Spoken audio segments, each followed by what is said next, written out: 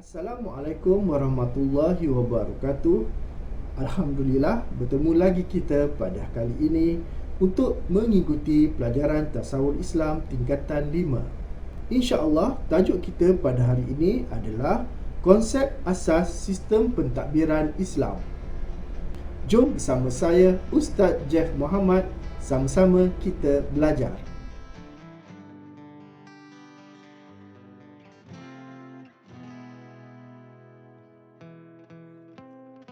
Pentadbiran dan pengurusan Islam merupakan antara elemen terpenting dalam Islam. Dalam Al-Quran ada disebut beberapa ayat umum mengenai pentadbiran dan pengurusan. Ini menggambarkan bahawa alam yang luas terbentang dengan segala ekosistem yang wujud di dalamnya, dari sekecil-kecil perkara sehinggalah kepada sebesar-besar perkara, semuanya ditadbir urus dengan baik oleh Allah Subhanahu Wa Taala. Maksud pentadbiran adalah menyelaras tenaga manusia agar mengikut satu perancangan untuk mencapai sesuatu objektif. Dengan kata lain, fungsi utama pentadbiran ialah pembentukan rancangan, dasar, prosedur, penubuhan objektif, penguatkuasaan dan peraturan. Pengurusan adalah mengguna serta menyelenggara sumber manusia dan sumber alam untuk kebajikan manusia. Ia juga memberi maksud dan tindakan menguruskan orang dan kerja mereka untuk mencapai matlamat bersama dengan menggunakan sumber organisasi. Ia mewujudkan persekitaran di mana pengurus dan pekerja dapat bekerja bersama untuk mencapai objektif kumpulan. Secara umumnya, pengurusan adalah tindakan atau fungsi untuk mengamalkan dasar dan rancangan yang diputuskan oleh pentadbiran. Pentadbiran membuat keputusan penting sesuatu organisasi secara keseluruhan, sedangkan pengurusan membuat keputusan dalam batasan rangka kerja yang ditetapkan oleh pentadbiran. Pentadbiran dan pengurusan dalam Islam adalah satu aspek yang penting dalam kehidupan manusia. Oleh itu, Islam mempunyai pandangannya tersendiri mengenai perkara tersebut. Maksud pentadbiran dan pengurusan Islam ialah perancangan dan pergerakan oleh sesuatu organisasi berhubung dengan kaedah, peraturan, tanggungjawab dan tugas dalam pengolahan sumber manusia dan sumber alam selari dengan tanggungjawab sebagai hamba dan khalifah. Sistem pentadbiran dan pengurusan Islam adalah yang terbaik untuk diikuti kerana sistem pentadbiran dan pengurusan secara Islam menjadikan sesebuah organisasi itu lebih berdisiplin dan ia berlandaskan Al-Quran dan Sunnah. Selain itu juga, ia dapat membantu mewujudkan suasana yang damai. Allah Subhanahu Wa Taala berfirman, Bismillahirrahmanirrahim. Wa ansha'akum minal ard wasta'marakum fiha fastaghfiruhu summa tubu ilaih. Artinya, dialah Allah yang menjadikan kamu daripada bumi, iaitu tanah, serta menjadikan kamu memakmurkannya. Maka beristighfarlah kepada Allah, kemudian bertaubatlah kamu kepadanya. Surah Hud ayat 61.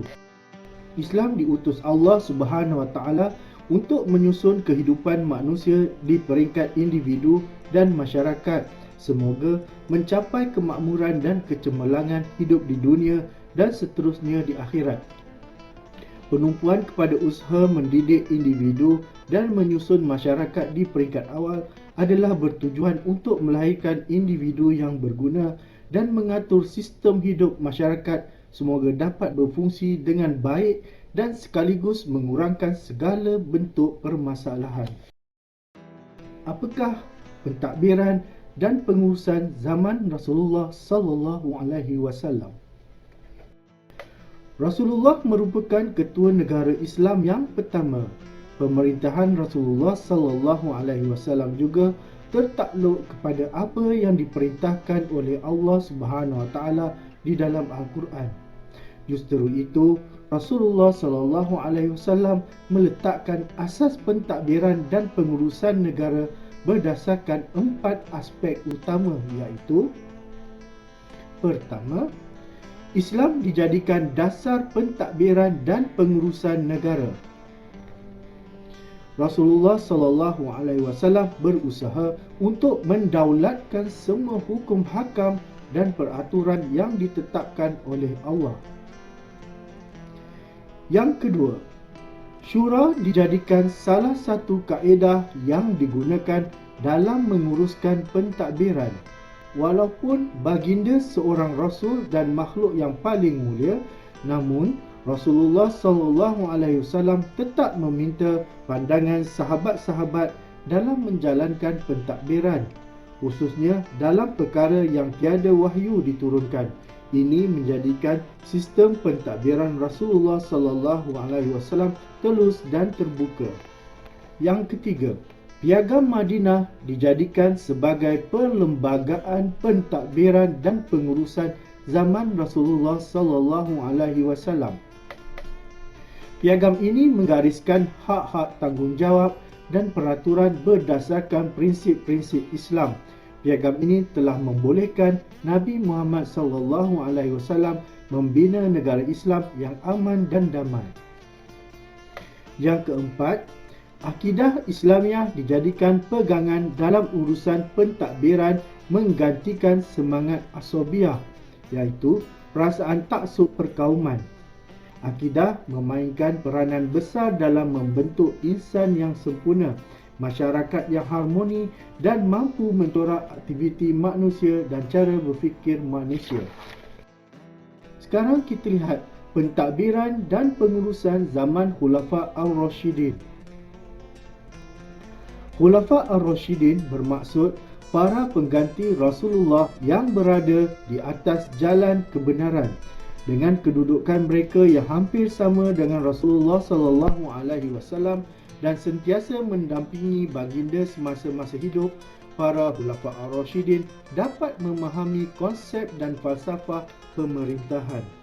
Justru itu, sistem pentadbiran dan pengurusan yang dipraktikkan pada zaman pemerintahan Khulafa' Ar-Rashidin merupakan sistem yang dikemas kini daripada sistem pentadbiran dan pengurusan yang diamalkan pada zaman Rasulullah sallallahu alaihi wasallam. Yang pertama, sesuatu dasar diputuskan melalui kaedah syura, iaitu keputusan yang dibuat berdasarkan suara ilmuwan, pakar bidang tertentu dan suara majoriti. Sebagai contoh, semasa pemerintahan Umar Al-Khattab, beliau telah membentuk Majlis Syura, iaitu Majlis Perundangan Negara, yang membincangkan isu politik, keselamatan dan sosial negara. Yang kedua, Khalifah berperanan sebagai ketua eksekutif dan perundangan serta merupakan panglima tertinggi dalam pentadbiran.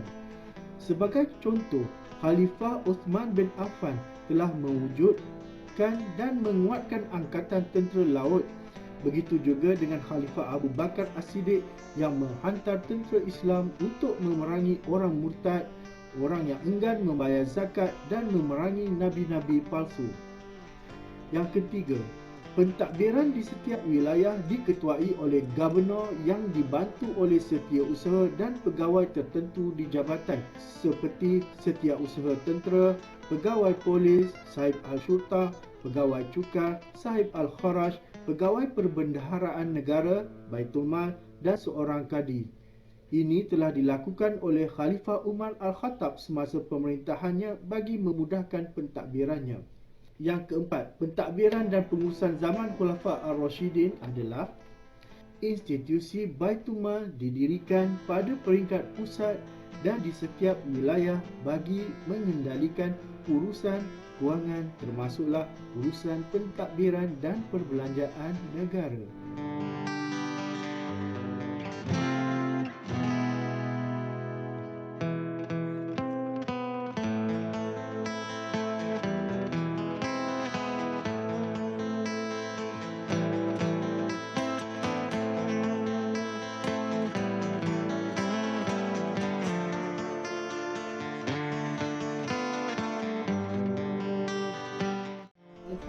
Semoga pelajaran pada hari ini akan memberi manfaat kepada kita semua.